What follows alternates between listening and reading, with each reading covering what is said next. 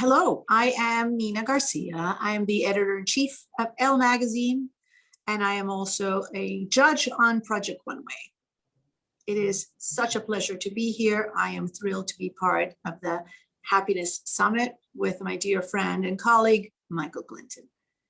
Thank you, Nina, and I'm thrilled to be here as well. And congratulations on 19 seasons of Project One Way. It's an amazing milestone, and it's always a happy day when I'm with Nina Garcia. So oh my God, Michael, you are so incredible. I like to say that you are not only a colleague, but you are a mentor. For those who don't know Michael, I do have to say this: you are an incredible, inspirational person, because you are accomplished at so many things.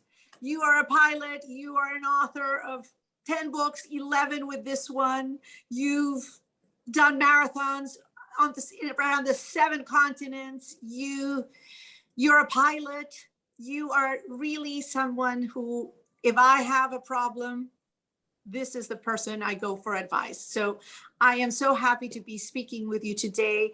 Michael, there's so much to discuss. Let's dig right in, because I want the audience to really hear so much about this book, which is so important. This summit is about happiness, and I think this book is perfect. Tell us a little bit, Michael, about your background, which I kind of did, but you will go into detail. And why did you decide to write this book? Well, thank you, Nina. I think one of the things that I learned is that if you're in midlife at 50 plus, the construct that we were all handed is all becoming completely irrelevant. Because if you're 50 plus and you're healthy, you have a good shot of living to be 90. So you can begin a whole new chapter in a new career, a new lifestyle, a new relationship. And one of the things that I learned is that, oftentimes people, when they're in their 50s or 60, they get stuck. They get frozen. They don't know, how to move forward, because they're sort of been living in this idea that you have to wind down. And I would argue that you have to wind up, because there's so much possibility that can bring you satisfaction and bring you fulfillment. And I think those are the things that lead to happiness ultimately. So I wanted to write a book on this topic and shine a light on this approach. Can we talk a little bit more about happiness? Because I know that your book goes into detail about, there is a formula, the Michael Clinton formula on happiness. Would you share that with us? Because I think that's such a great nugget of information from the book. And it's a really good philosophy to have in life. Yeah, no, thank you. First of all, I'm going to use those words, fulfilled and satisfied, again, because those are the things that lead to one state of happiness. And of course, we all know that happiness is a fluid state. It's not a sustained state. And there are peaks and there are valleys. But as human beings, we find the things that satisfy and fulfill us. I interviewed 40 individuals, amazing inspirational stories. And the book tells their story about how they found their road to happiness and satisfaction in midlife. A book editor who at 53 decided to become a doctor, which was quite an amazing journey. And she is now a doctor in her 60s.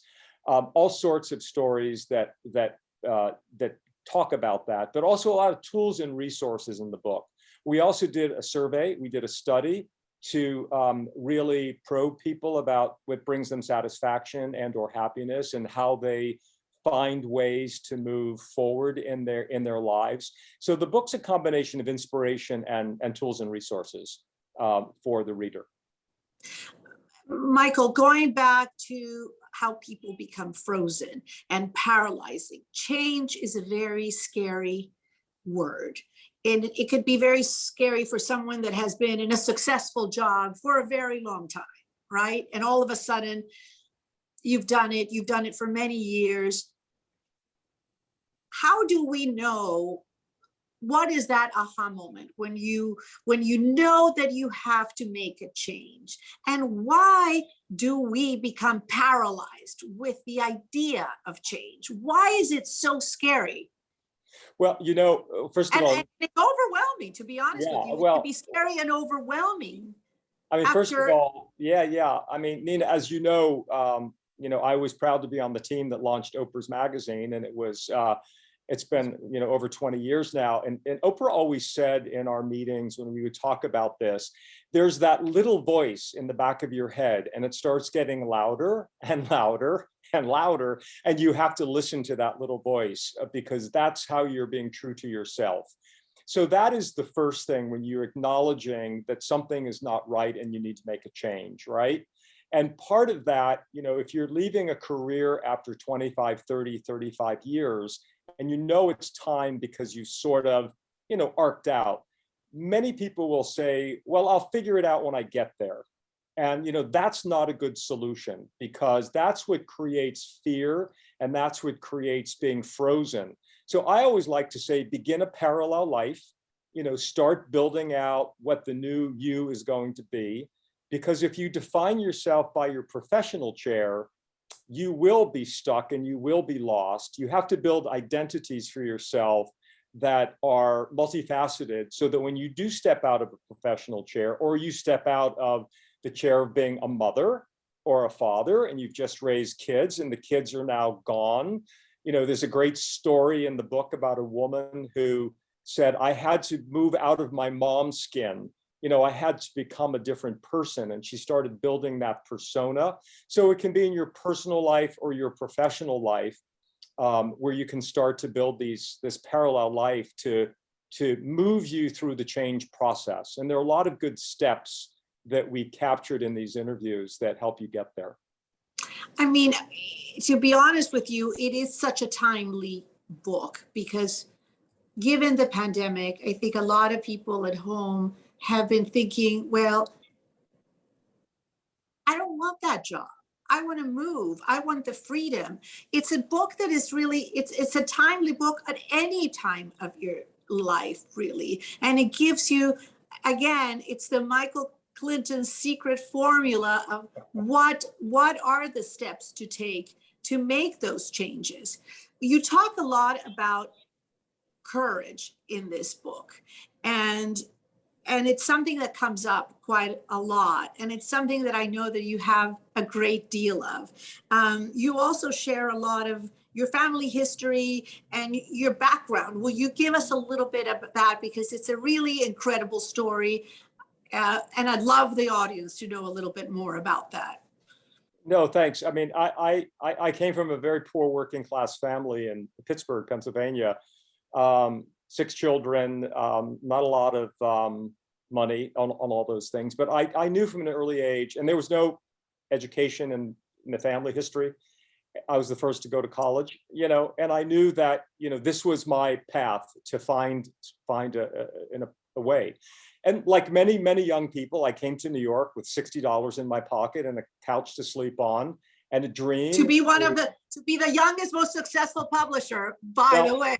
that happened. I became the publisher of GQ at 34, you know, and it was a vision and it was a drive and some luck and some timing and all those things. And, you know, my story is not that unusual because many people come to New York and try and find their way and find their own happiness. But it's been a phenomenal, you know, I had a 40-year magazine publishing career, most recently as the president and publishing director of Hearst Magazines. And, you know, I got to the top of my game, but, you know, it was, sometimes I sort of step back and say, you know, how did this happen? This is phenomenal. I'm grateful every single day. So it took courage. It took, you know, guts. It took bold steps, finding mentors, all the things that ultimately brought me, you know, professional happiness and satisfaction. You say something that is very beautiful in this book that I highlighted for myself, and it's don't obsess over your past, but own where you came from. And that's one part that, I mean, I always say that being Latina, I always say that also to the fellow Latinos that are in this country. It's like, you've got to own where you come from. You've got to, because that's what makes you different. And I know that you've embraced that, and you've embraced your parents' stories, also very moving. No, it is, you know, one of the things that you think is a weakness actually is your source of strength, right? And you know, just as you said, and, you know, New York City can be intimidating because the incredible amount of, you know, successful, driven, people. And so I think if you stick to your North Star, one of the great books that I read, it has a somber title, but it's really incredible. It's called The 5 Regrets of the Dying. And it was written by a hospice nurse who listened to people before they were moving on to their next life. And one of her top findings was, I wish I had been more true to myself. I wish I had listened to my own North Star, not my parents, not my family, not my husband, not my kids, but really what I want to do. And, I had a great role model, and I had an incredible mother who was, I would call her the reimagineer. She was, once again, no real education, raising 6 children in a tough neighborhood. And at the age of, in her late 40s, she decided that she was going to become a travel agent. And she walked into a local travel agency and said, I'll work for free. And she learned the business. She ended up traveling, to 40 countries, and she ended up backpacking in Europe at 57. And at 64, she asked my father for a divorce after 40 years with no real drama behind it, just that, she had a vision of her future. And that took enormous courage for someone from her background. She was bold, she moved forward, she always was rethinking. And I remember we lost Mom just before her 89th birthday, but I remember always asking her, Mom, what's your favorite future? And she was just one of these people who always was thinking about, how will I find fulfillment and satisfaction at this phase in my life? Because after her 6 kids were gone, she had to rethink her purpose, right? And then when she became the travel agent, that was her happiness period. And then when she left that, she had to rethink what's next. So I think this reimagining is a lifelong process that we never stop, and we should never stop, because it's important to always be thinking, where are we at this moment, and how do we want to change? And a lot of great stories, once again, in the book, of people who've mastered this. I call them the reimagineers. Yes, wonderful inspirational stories. I know that you hate the word retire. Yeah. And you propose changing it to rewire or refire. Tell us a little bit. I love that, Michael, because it's so positive, right? Yeah. We live in a culture of ageism, and there's a lot of ageist words around and images around, and we talk about midlife crisis, and I like to say it's a midlife awakening, because we now know ourselves so much better at 50 or 55 or 60, right? Yes, I don't like the word retire, because don't forget, in the 1940s, the average life expectancy was 62-ish, early 60s. So you kind of retired, and then you didn't live much longer. But now when you're 62, if you're healthy, you're going to live a lot of years. That's a lot of living and a lot of experiences. And so let's refire is the word I love. I don't like the words age appropriate. I like the words person appropriate, because you might decide to be a first-time parent at 50. You might start a new business or a career at 65. You may fall in love again at 80. And so let's be person appropriate, and let's get rid of a lot of the ageist words and images that we have. And a lot of that becomes self-imposed. And, there's a movement that this whole group of 50 plus now, the interesting stat, Nina, is that every single day, 10,000 people in America turn 65. And it's amazing. In the year 2030, 1 in 5 Americans will be 65 or older. And that group is going to redefine and rewrite the script as to how they want to live in their 60s and 70s and 80s. And a baby born today is going to have a shot at living to be 100. The projection is that in 2100, there'll be over 5 million 100-year-olds in this country, based on the models that are being used. And so the life cycles that we knew are going to be irrelevant, and it's all being redefined as we speak, and will be for the next decade. So it's really an exciting moment to like I say, roar in the title, to roar into your future. Which leads me to the next question. Let's talk about ROAR and what that stands for. What is that acronym? How do you break it down, Michael? So it's an acronym that is in 4 parts, obviously, and it is a great formula that, as I said earlier, has lots of inspiration, but more importantly, action steps that you can take. So ROAR, the first R is reimagine, and what is your favorite future, and a whole discussion around that. The O is not only own where you came from, which you talked about earlier, but own your numbers, own your health numbers, own your financial numbers. A lot of people like to not think about it because it might be scary. I also like to say own your age. I don't like 60 as the new 40. I like 60 as the new 60. And let's be proud of it and showcase what 60 looks like. I mean, look at all the role models we have now that are celebrity role models, right? Own the fact that someday you're not going to be on this earth. So I like to say, if you're 50, go to 90, work backwards. What's your legacy? What's your contribution? What did you do? What did you leave? So owning it holistically. A is the action plan, and there's a whole chapter on what I call life layering, which I think is a wonderful formula for people.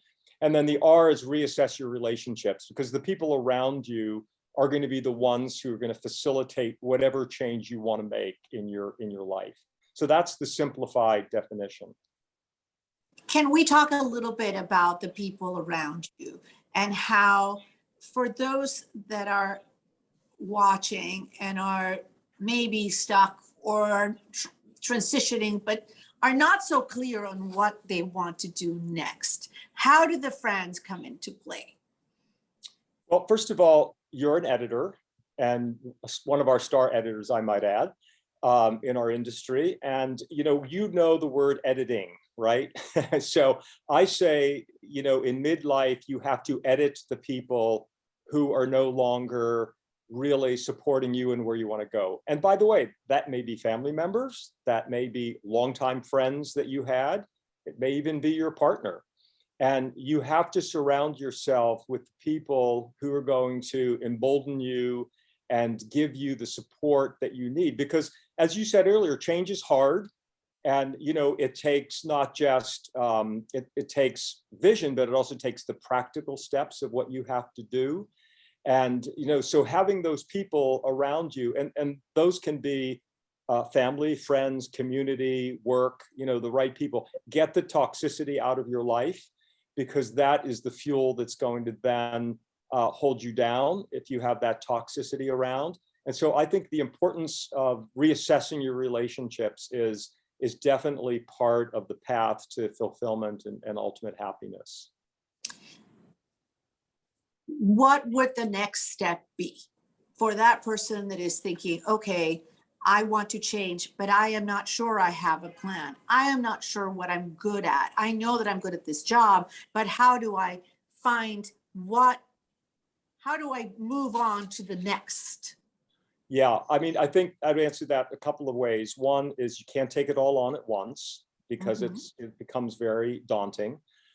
You have to identify what it is and where you think you need to make a change, regardless of moving into your future.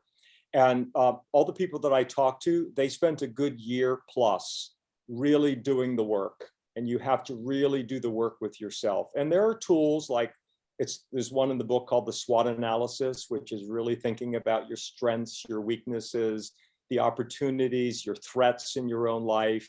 You may have a health condition that you have to think about, which could be a threat for what you want to do. But I say that's, go through that deep, deep introspection on the change, and then begin to make the practical steps. The other thing I say is to go back to your younger self. Go back to your younger self. What did you leave behind you that you pine for? And I'll give you a great example. One of the guys I interviewed in the book, his father said, I'll only pay for your college if you study business. And this guy wanted to be a social worker. He went on to study business, had a very successful business career. And at 50, he had a bit of a meltdown, and he took some time off, and he was doing the ayahuasca ceremony in Peru, which you might be familiar with. Right. And he said, I was sitting on a rock and I looked across a pond and I saw my 16-year-old self. And I said, I'm so sorry that I abandoned you, which was, gives me goosebumps just thinking about it and hearing it. Because it's your dreams you've abandoned. Right. And fortunately for him, he came back, he quit his job, He ended up moving into the social justice sphere. He's been doing that for 5-6 years. He started a nonprofit, and he's found great fulfillment and happiness. But once again, he went back to his younger self, and he also, he also focused on what is it that he really wanted to do with his life. And I think that's the challenge that we all have, because it's always changing and always evolving. And we have to always be present with ourselves in terms of how we want to pursue the next thing at whatever phase of life we're in. I also read in your book, Michael, that sometimes it's good to ask your close friends, how do you describe me? Or what do you describe strengths as? Because sometimes we're all too in our heads, or we're not self-aware. Right.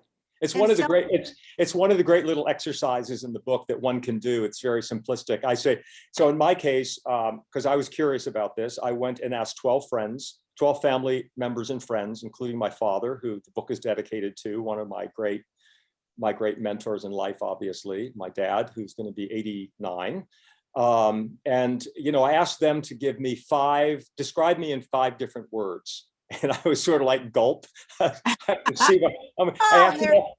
asked them all individually, and I was like, okay, let me see what I'm going to get back. But 9 out of the 12 said generous, which to me is one of my important traits that I work on: generosity of spirit, time, money, all the things that define generosity. So I was like, check. And the other ones were loyal, and things that I really had as my own self-identification. And sometimes, it's a disconnect between who we think we are and who our immediate world, how they define us. I always like the example when someone says, I'm very empathetic. And then your best friend says, well, you're really not that empathetic. So, do a little cross-check with your friends and family just to make sure. Yes, self-awareness sometimes is very hard for people. Yeah. So I found that exercise really, really clever.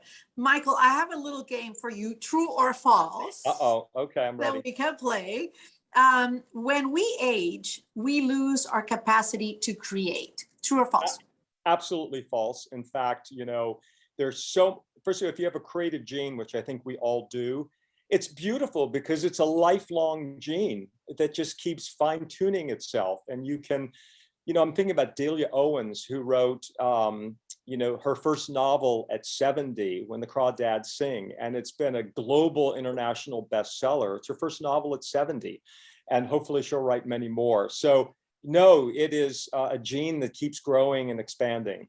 And we have to be open to that discovery. I think Absolutely. That sometimes people think that as we age, we're closing off, but we should be even more open to discover.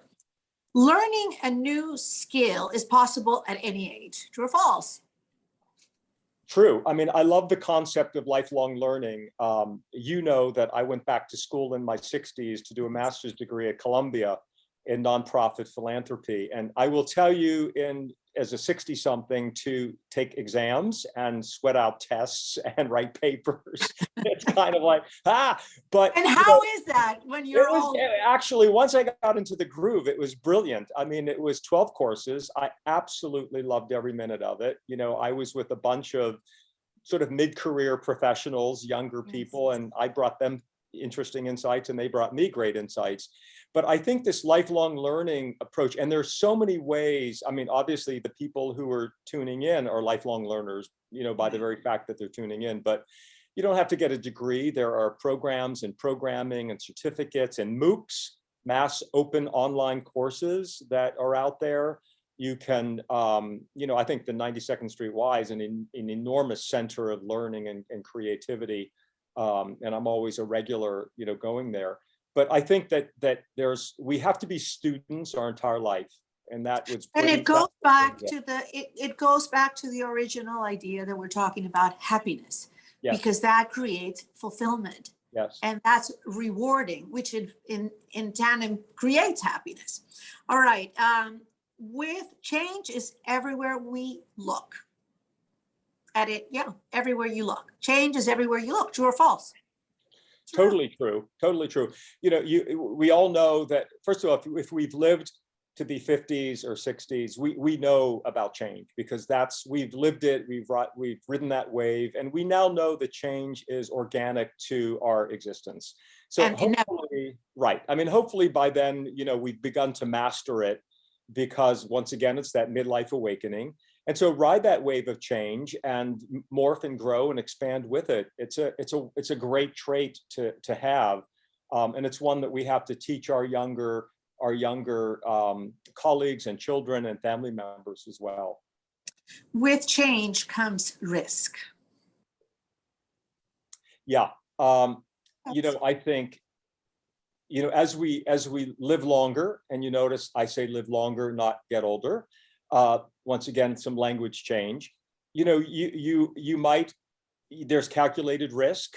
We know enough to not do stupid things, hopefully, because we've probably done a few stupid things in our lives. We all have. And so we know the kind of risks that we want to take and not take. And, I think that can take many forms. There's, it sounds like an oxymoron, but safe risks are things that we can do in our entire life. And I'll give you one example of a man that I wrote about who's the first 100-year-old to cross the finish line of a marathon. And I watched it because I watched him. I was running the Toronto Marathon where he did it. He ran his first marathon when he was 82. Now, some would say that was a bit of a risk to train for a marathon at 82, a health risk and all the things that we might imagine. But when I spoke to him, he had opened his mind to the fact that this was something that he could accomplish. And so he didn't view it as a risk the way we're defining it. He viewed it sort of as a safe risk of something he could do to manifest something that he wanted to experience in his life. So, I think it's a great example, and you can think about this in all aspects of your life.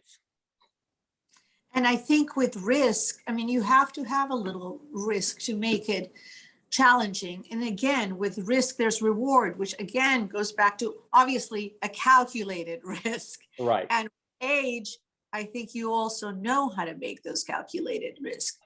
Michael, what is the best piece of advice that you could leave our audience with? I think the best piece, Nina, is I'm going back to that notion of being true to yourself and listening to your own North Star and really following that North Star, regardless of the noise around you, of the people who say you can't do this, or you can't do that, or your community, or the people just in your life. You have to be strong enough to say, this is what's going to bring me my source. And what I always say to people when they say, how do I do that? I said, go to your energy source. So my energy source is to go do a run in Central Park, and I get my energy from that. And then when I have my energy source, I look at my North Star and say, am I living the life I want to be living?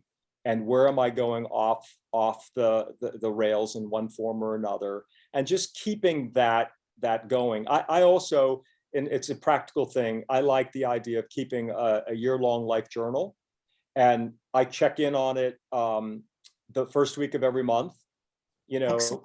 Nice. And am I doing what I said I want to do with family and friends and travel and fitness and health and work and all those things. And it's a great, because then you keep your own feet to the fire. You can't blame anyone else. And if there's a barrier that it is June and you haven't moved on something, where's the barrier? Is it a person? Is it your partner? Is it your work? Or is it you?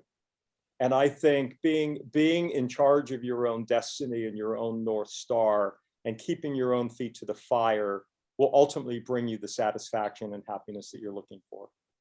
That's my message. Michael, I love this time with you. You are, congratulations. You again have delivered a beautiful book, one that I will be gifting to all of my friends and family this Christmas. Let's roar, everyone. For Michael Clinton, thank you so much for your advice. This is a really inspirational book. I urge you all to read it wherever in your life you are. I really think it's incredibly helpful. Thank you, Michael Clinton. I love you. And Nina. thank you again. Nina, I love you back, and it's always a pleasure. As I said, it's always a happy day when I'm with Nina Garcia. Thank you. Likewise, right back at you. Thank you.